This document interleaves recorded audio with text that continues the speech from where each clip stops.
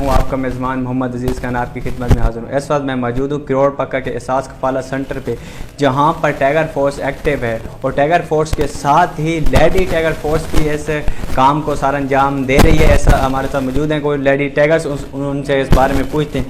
جی بتائیے گا، آپ کب سے ڈیوٹیاں سر انجام دے رہی ہیں اور عوام کو جا کے کیا لیڈیز کو جو ہے نا معلومات فراہم کر رہی ہیں؟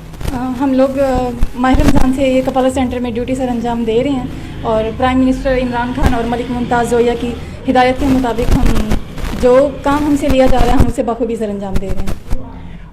کس طرح جو ہے نا ایس او پیز پہ جو ہے نا عمل درآمد کریں، اس بارے میں بتائیے گا۔ جی، ہم لیڈیز کو نا کرونا کے حوالے سے ہدایت پر جو کام ہم کر رہے ہیں اور ان کو ایس او پیز پر عمل درآمد بھی ہم کروا رہے ہیں۔ جی آپ کیا قوم کو کیا پیغام دینا چاہیں گے اس مشکل گھڑی میں؟ آپ فرنٹ لائن پہ ہیں تو آپ کیا عوام کو پیغام دینا چاہیں گے ہماری قوم کے لیے؟